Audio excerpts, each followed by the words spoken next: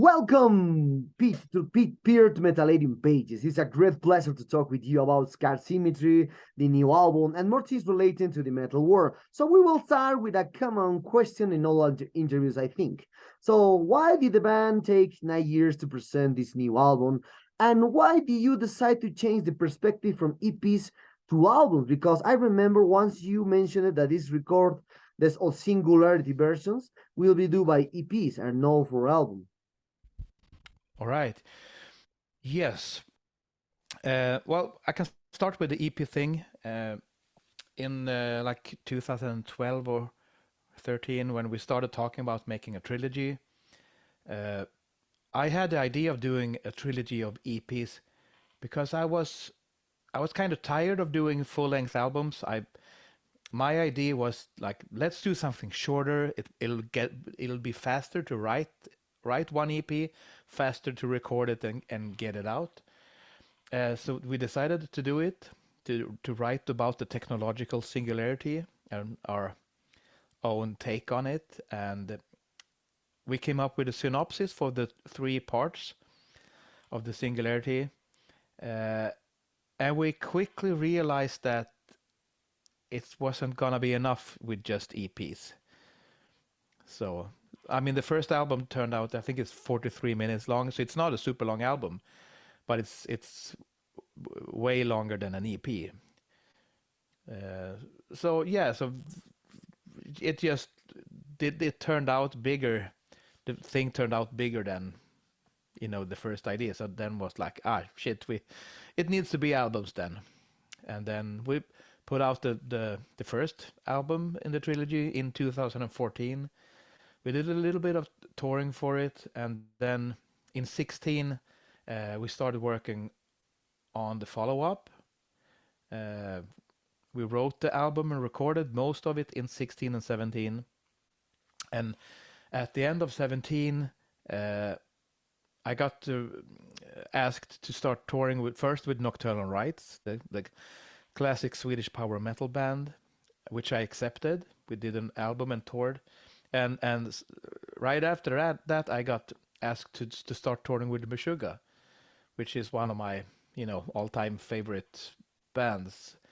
So I couldn't say no to these gigs. And also at that time we had been doing Symmetry for quite a long time, right? So for me I felt that it was I kind of needed getting away to do something else for a while, to just play guitar in a band and not having all this responsibility over songwriting, over management, and over money and business.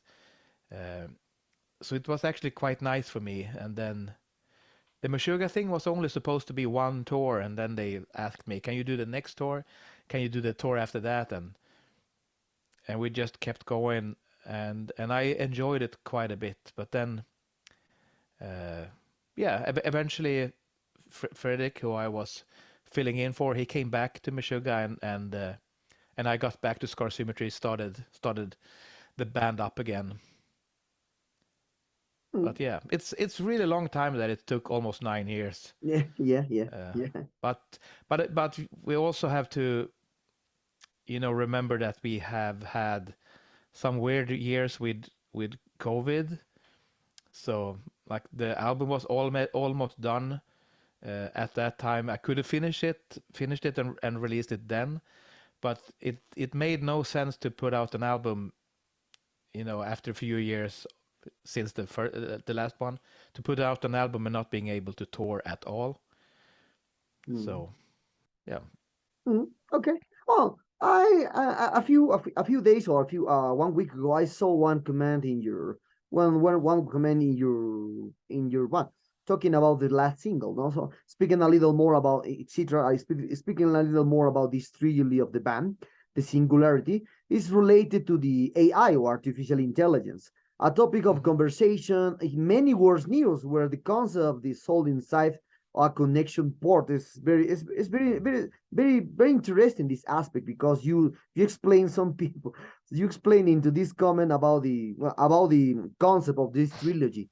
So for me, this aspect brought me back memories from them. I remember the 80s or the 90s, the final the end of the 80s when the manga appears from the Ghost in the Shield, and the demons appear into the internet, into the technology. So because I think it's indirectly connection. It's normally for the devil, the soul, etc. into the AI. So how do you see the potential aspect of what is happening in the world with the AI, and why does the human being associate it with the devil, with the evil inside, or the devil inside with the AI? We all, because many people talk about the AI will kill humanity, the AI will kill, etc., etc. Yeah, I mean, it's a crazy time we live in. It's like an extraordinary time to be a part of, and it's for sure it's interesting to see, because when we wrote phase one, like the trilogy is about the potential evils of AI. What happens if an AI becomes more intelligent than humans, and what if the AI starts having its own motives, and what if they turned out to be malevolent?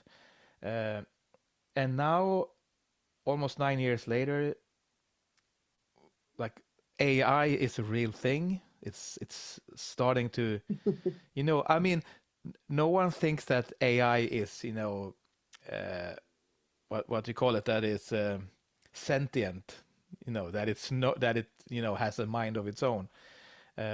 We're not there yet, but AI has started to having like a practical use in people's lives. People are being creative, like creating their own pictures and artwork, and people are using Chat GPT Mm. in their work, uh, and people are making like really good use of it. Also, it's improving people's lives and their work lives.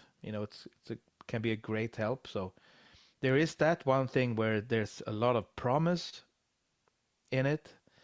Uh, in many aspects, it might be a really cool thing, and it's also scary because it threatens to take away our jobs. You know, Mm. if if you if you were like working with selling, breeding horses in the early 1900s, and then cars started popping up on the scene, maybe Mm. that was scary. Like, what do we need cars for? We have horses. So it's a little bit of that kind of scenario. I mean, I'm a musician. What happens if AI starts making music and it's way better than any music that a human can do? What if the music is actually better? So people will prefer that. Like, why listen to Symmetry when the AI comes up with something that is a lot more interesting? Yeah. Yeah. Well. Yeah. And for yeah, and and I think it's gonna affect society in ways that's like it's hard to comprehend right now, at least for me. So and I think that can feel evil to some people. If you are using your skill to feed your family, and then AI starts doing this for free, for Yeah. people. So you have been robbed of your abilities to feed your family. That seems evil. There's something about that can feel evil for you as a person. But what if AI can cure, you know, can cure cancer? Then that's a beautiful thing, and it's gonna be very helpful. So, yeah, is the AI gonna bring like a lot of prosperity to the world? Like people can work much less, and like, but then the money has to come from somewhere. The people who make money from the AI, like maybe they have to share with people. It feels like the entire like political landscape. There's a lot of things that might need to change, and it might need to happen fast, or otherwise it's gonna be pretty horrible for some people. So it's crazy. That's what I'm. Yes. Yes. That's Yes. what I want to say. It's crazy, and I have no idea. I'm just a guitar player. Okay. Okay, well, something that can be counterproductive with the lyrical concept of the band and what was done visually with the Singularity Phase 2, Cenotaph, and 1. So it's that you use a live artist, a human artist, to create the cover art, and it was peer aligned for this new album.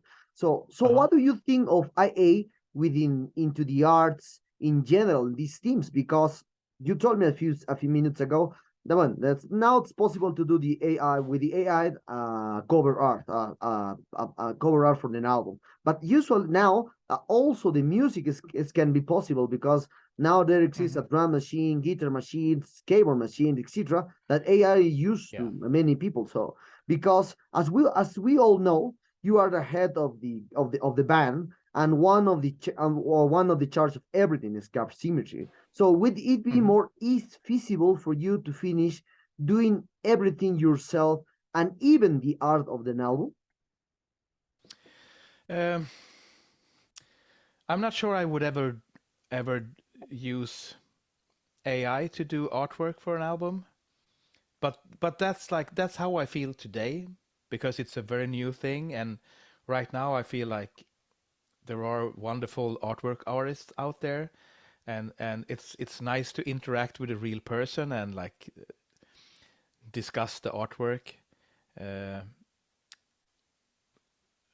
but yeah, it's like if if you get the results you want in for free in a very quick way, I'm sure a lot of people are gonna turn to that, instead of paying an artwork artist, whatever they charge, $1,000, $10,000, uh, and you can just like write, I want a robot that explodes, and then it pops out. Give me 10 versions, and then the AI can just put out how many versions you want.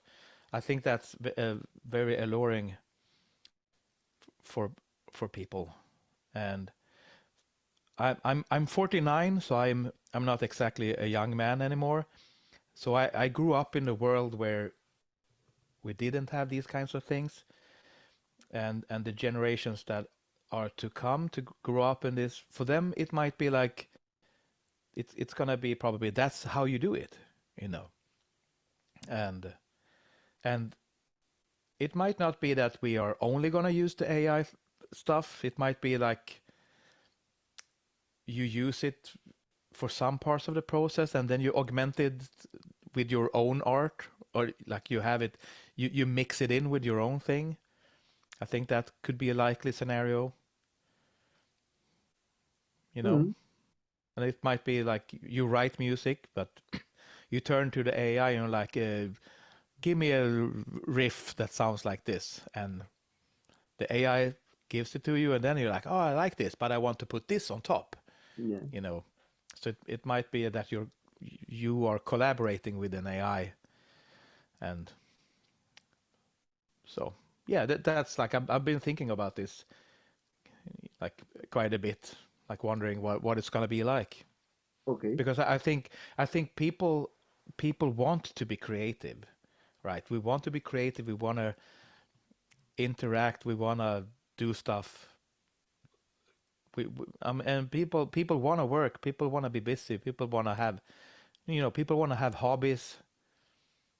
People want to do stuff, So I don't think people are gonna stop doing music and art and things like that. So I think it's all gonna melt together somehow.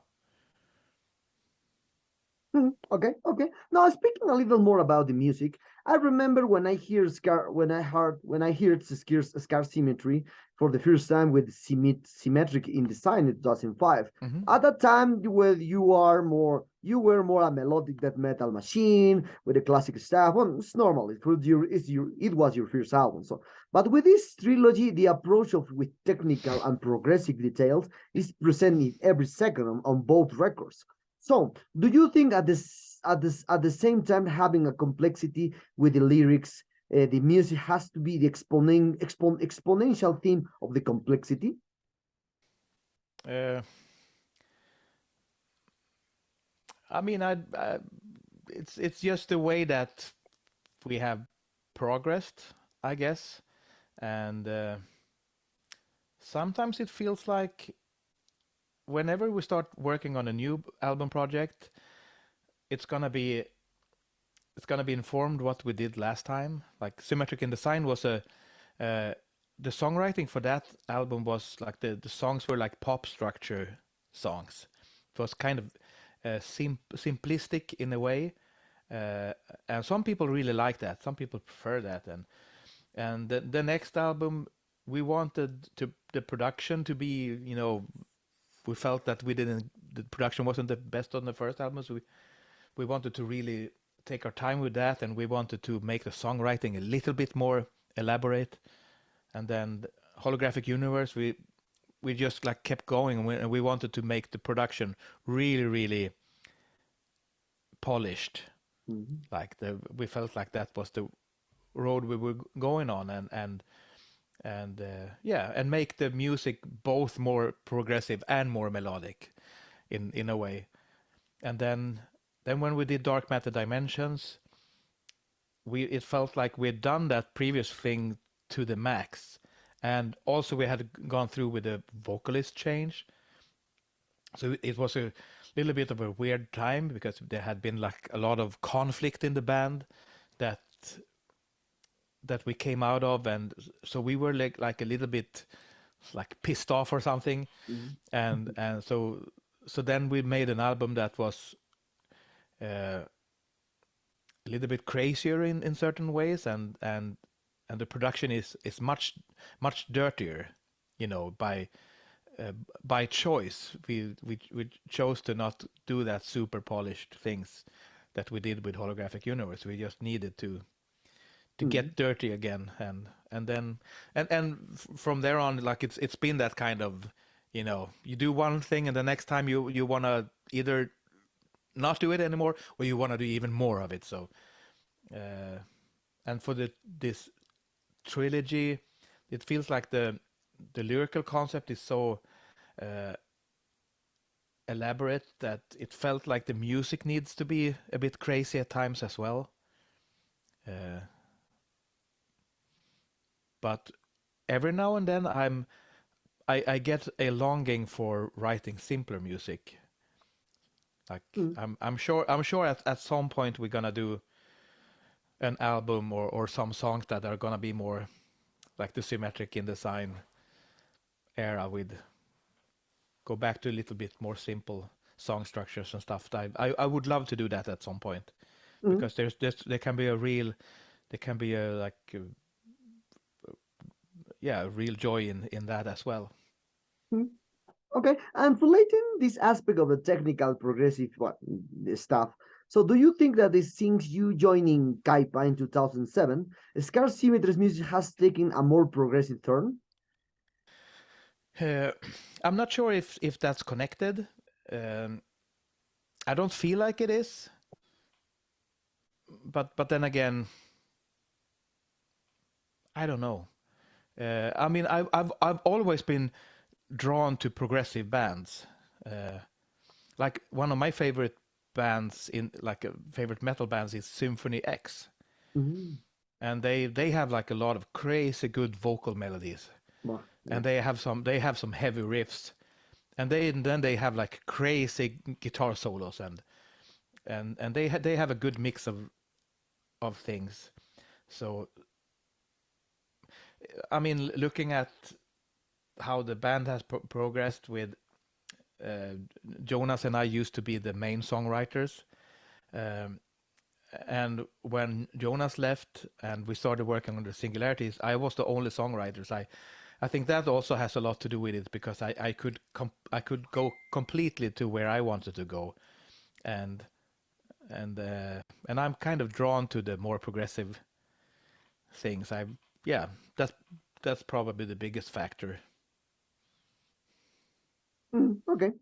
Well, now talking about this subject of leaving influence and feeling what happens internally and externally for the musicians, Or many musicians say that they do not have a direction when writing music, and you told me you're carried away by the feelings that you have in the moment to create the album, the song, etc., etc. So for you, how do the parts of producing an album connect with the idea or sensation of it? Could we say that the music is a concept thinking, or a concept not thinking? I mean, a concept thinking like a 3, 4 reads in this part, 3, 4, etc., etc. The tempo is like this, or perhaps it's not thinking, and you compose everything, but that you feel that you got. Uh, I don't know. I was talking to another guy about like had a similar line of discussion earlier today, um, about like how like my own feelings are connected to my songwriting, uh, and it's not like I don't I don't write what I feel. I write what I want to feel. You know what I Mm-hmm. mean? Like Okay. I write the stuff I want to hear, and sometimes I want to hear something. I want to create something that feels like really powerful and glorious. You know, like maybe the intro for Cryonic Harvest has like a really epic feel. So that's something I wanted to hear, and that entire song has a lot of like epic sounding moments. So that's just something that I enjoy listening to. Like I want to make the music that I would like to listen to in a way, because I sometimes I listen to like some death metal band that's only does growl vocals and like really brutal riffs and stuff, and I listen to a couple of songs and I'm like, yeah, this is awesome and this is so powerful, and there's all this energy and almost like violence in the music. Uh, but after a couple of songs, I'm like, it's like now my head is full of this. Now I need something else, and then I want to put on a pop song or a melodic metal song or something completely different, and feel myself with that kind of thing. And then maybe I want to listen to like a fusion jazz fusion song. So and when I'm listening to music on Spotify, I'm always like jumping in between artists, and it's almost like I'm sampling at a buffet. Like, oh, I'm gonna have a little bit of sushi, and then maybe I Yeah, could like okay. taste the crab sticks. You know what I mean? Like, Yeah. oh, and it's nice. So that's kind of what I want to do when I write music for Symmetry. And we early on we sort of set things up for the band, so we have like the death metal side of things, and we'd have the melodic side of things, and I'm allowed to do like jazz fusion things in my solos, and we have keyboards, and we have all these elements that I can mix and match. Like if we would play, I don't know, classic rock, then there's like we have this limited thing that we need to stay in, otherwise people will be like, but in Symmetry we can, like, there's a really wide range of things we could actually cram into the music without people telling us no. So I really enjoy that. I enjoy writing a really heavy death metal part and then contrasting that with almost like a pop, Yeah, yeah, yeah, yeah. pop harmonies in the chorus. And I try to sometimes, surprise myself and the listener by like doing things the other way around, and it's a lot of fun. Hmm, okay, okay. One detail that I see with the Scar Symmetry lineup is all the members have 4 to 5 active bands. That's amazing. So how does the band organize for tours, concerts, and more? Cause each one has been active with other projects. So, and do you think it's healthy for the sound of the band to have the members in other bands? Because some things always filter in the sound that achieve, and sometimes the sound is unconsciously exported to the new band. Yeah, I mean, we we never really, made the step into being a full-time band.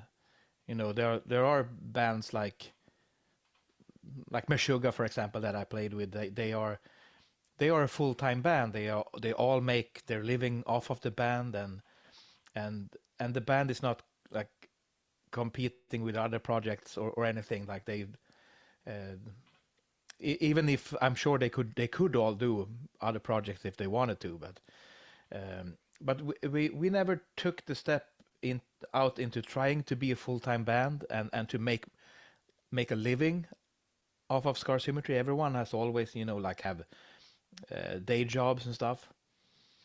Uh, so which is kind of cool because we don't have to depend on the band, so we don't have to do anything for money. You know, Mm. obviously, we need to get paid for shows to be able to do them, and but it's not like I think for some bands after a while it can grow into this thing like where you have, oh, now everyone in the band needs to eat, everyone's depending on it, and you have a crew, maybe like there's a whole organization of people depending on the band, and then suddenly can like maybe it's more risky to do you cannot take creative risks in the same way perhaps.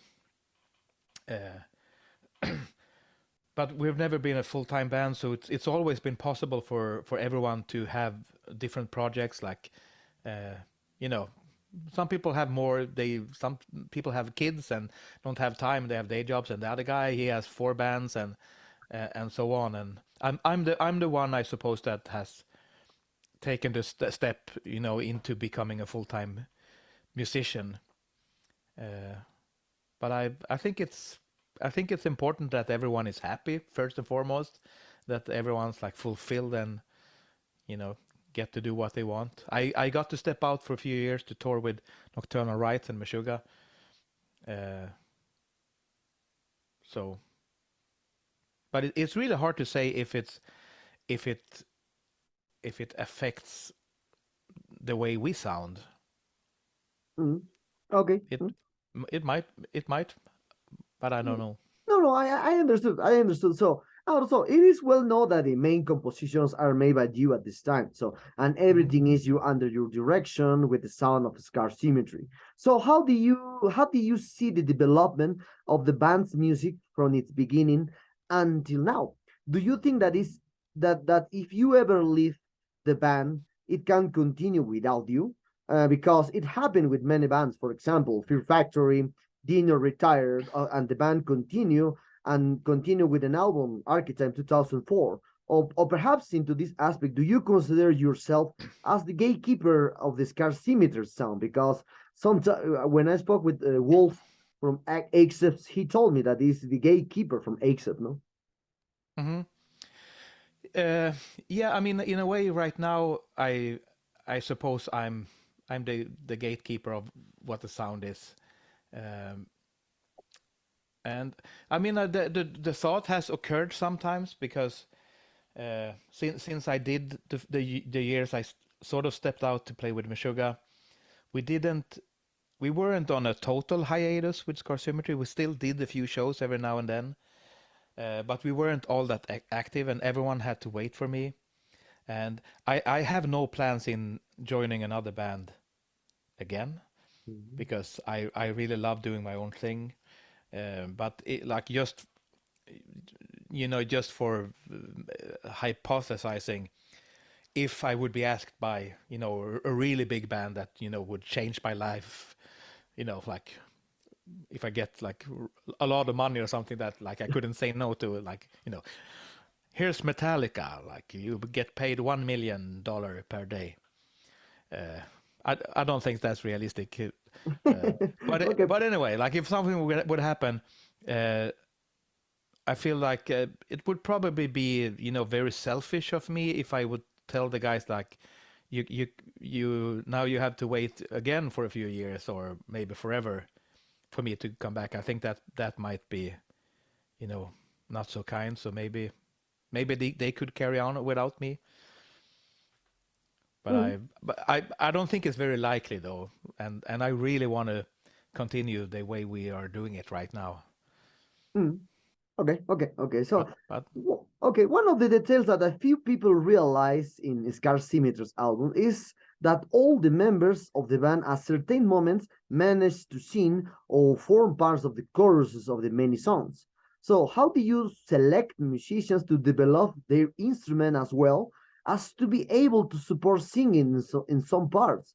And how you distribute the textures of five people singing? Because that is a catatonic job sometimes.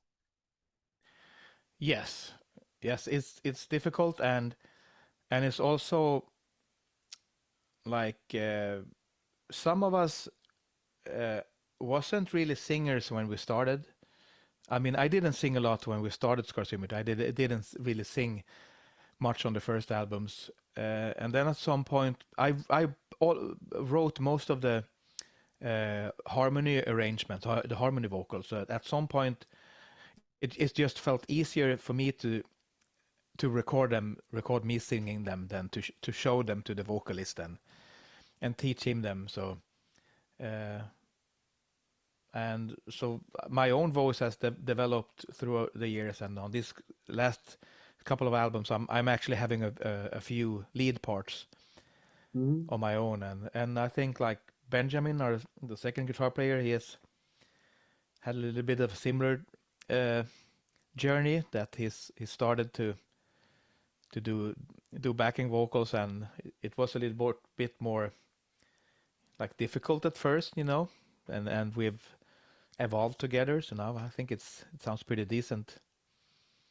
Mhm. Okay. Well, a few minutes ago, you told me that the band was in trouble in 2007 when Christian retired of the band for the vocals aspects, and then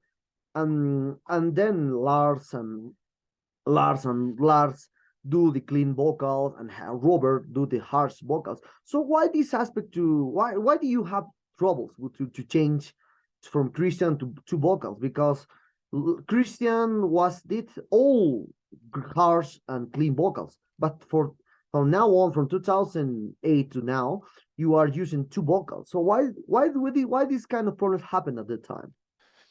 Uh, well, when we parted ways with Christian, it was like we parted ways with him because we had some, I guess, personal and business issues where like we had a hard time working together, and when we toured, uh, to be able like for him to handle singing the all the growls and like changing to the cleans all the times.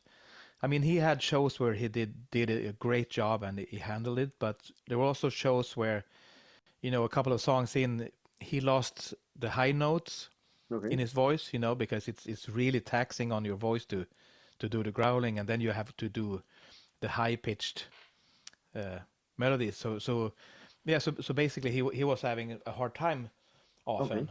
So and we even had like the first tour we did, we had one of the crew members. Uh, he came up to me one night and he was like, maybe like one of you guys should do the melodies, you know, because he was like a dead. It seems too difficult for one guy to handle, and Hmm. and sometimes it was, and sometimes it worked better. But it's like it's it's it's difficult to it's difficult if it's something that's only gonna work some of the times, right? So so when we started looking for a replacement, like we just knew right away that we were gonna get two guys because we didn't want to end up, you know, in the middle of a tour to have a vocalist that like lost his clean vocals. Okay. Well, yeah.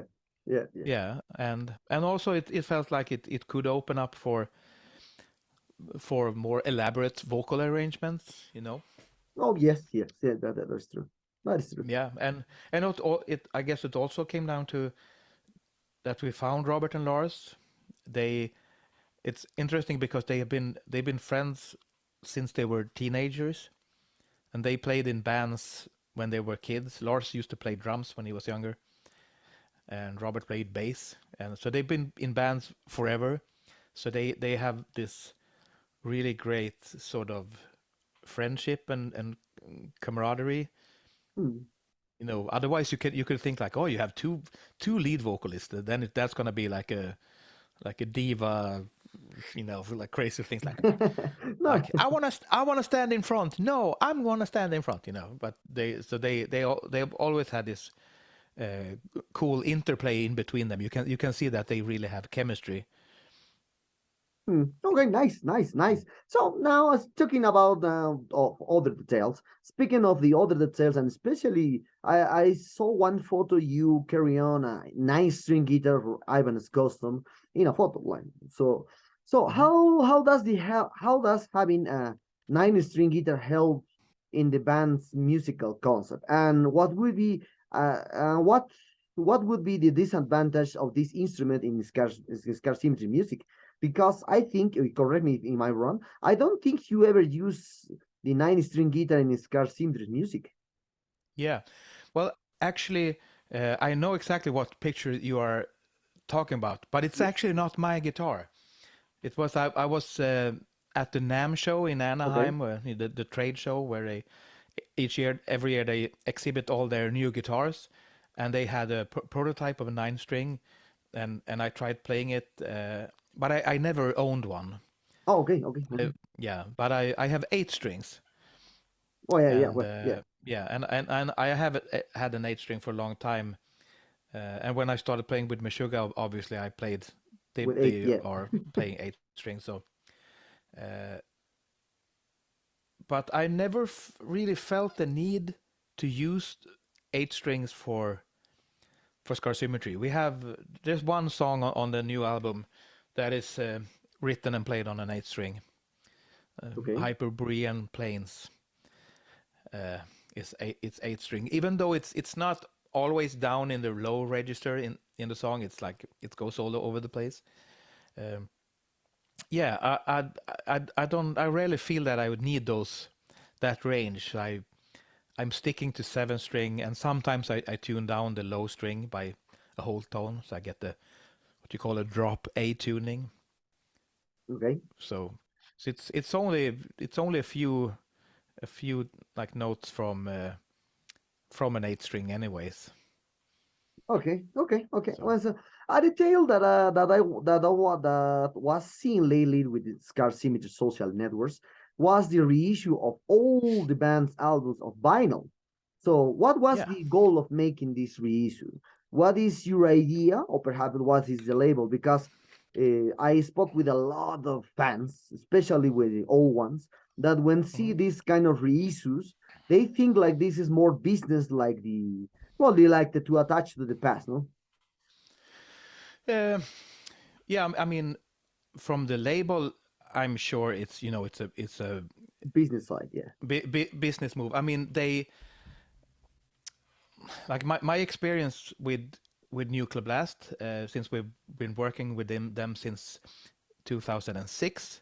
So I known them for a long time, and I mean they are like the biggest like independent metal uh, record label Mm, right now. yeah, Uh, so they've been doing very well for themselves. And I mean that only happens if you are good at business. That yeah, that yes, they yes. make proper business decisions. But I always felt like the people that are working there, that they seem to be real fans of music, and you often see them at festivals and shows, and they are hanging out in the audience, and so they got that thing which I really enjoy about working with them. They are not they are all like metalheads. Yeah. It's not like you're working with like there's the lawyer and there's the accountant, and then they couldn't care about the music. They only care about the numbers. Uh, but when Fredrik came back to Meshuggah, I got an email from Nuclear Blast that said, "Per, are you coming back with Symmetry? Because we would love to release the next album, because our previous uh, um, deal we had was fulfilled. We had done all the albums that we was contracted for. So they were like, we wanna." we want to sign you again and put out the next few albums. And they gave me came up with a really good deal, and they were like, we want to reissue the back catalog, Mm, and because it's never been available on vinyl. yeah, yeah. First album that was on vinyl was Phase One, and Phase Two is coming on vinyl, of course. So they wanted to put out the first 4 albums that we did on the label, and for us, it's really cool because the fans have been waiting so long for the new album, but people have also, like, we get a few mails every week, like, you know, is that album ever gonna come out on vinyl? Is that album, you know? So there's been requests for that ever since the albums came out in the first place. So it's so for me it's really sweet that we finally get to sort of come back with a release after 9 years, and we also get to release the vinyls that have been really, you know, asked for. So it's we're not just coming back with one album, we're coming back with a whole list of things. Yes, yes, yes, yes. Well, that's nice. So But I got all albums in CDs, and I'm just expecting for the arrive to the last album arrive because I did my pre-order. So I'm a huge fan from Scar Symmetry since the beginning to now. So oh wow. so we are very close to end this interview, or to finishing this interview here. So for which what are the future plans that the band has for this new album? Perhaps maybe you will do some United States tour or Europe tour, or who knows, your first tour here in Latin America. Because even if Hmm. you don't reach many countries here, because it's some people, so it's very difficult. It's not like Europe. You travel like in a bus. In US like a bus, because here you fly to each country is very different. So Yeah. if you don't came to my country, I will still travel to see you in a closer place. Oh nice. Yeah, I mean, for sure, now that we are coming back and we have a new management, we have a new, like, booking agency, I have a new crew, I got legal representation, I got an accountant, like we have a new setup, like a more professional, better setup than we have ever had. So everything is like in place, you know, for doing things, for doing more shows and so on. So we right now this year we're focusing on Europe because we're still sort of uh, in the backwaters of the pandemic, um, and the post-pandemic world where promoters and venues have gone bankrupt. So we're still waiting a little bit for the touring circuit to sort of, you know, regain some of its former glory. Mhm. So right now we're kind of focusing on Europe, but we are in talks with our the people we work with in Australia, Japan. I think we might do Japan before the end of this year for the second time, and North America for sure. I'm pretty sure we're gonna come at least a couple of times next year. Uh, and Latin America would be amazing for sure. I was in Chile and Argentina with Meshuggah Mhm. in Yeah, yeah. I saw. 2019. Yeah, yeah, yeah. I saw your videos. Yeah. Uh, Well, we had the best time. So yeah, so we're hoping that a lot of things will be possible in these coming years, and for sure the next album won't take 9 years. yeah, but I hope. Yes, So, for sure. well, Peter, it was a huge pleasure to talk with you because I'm a fan from the beginning, since from Scar Symmetry, since the beginning. This new album is a beast. 9 years of waiting for people like me. We are very comfortable with this awesome album for me, in many ways. So maybe you have something to add to your Latin American fans and Metallica followers. Uh, well, I'm sorry that we haven't been able to come see you. Like, it's I think it's a priority to to make good on coming to you. We had a show booked in Mexico, which is far away from most of the countries down in Like, yeah. South America. Yeah, but still, it's like the closest we've ever gotten. But that was canceled in the pandemic, so yeah. Well, we'll see if we can tie together something North America, including Mexico, and then come down south, like south of the equator. We would love that very much, and have all the great food. Yeah. I had incredible food in both Chile and Argentina.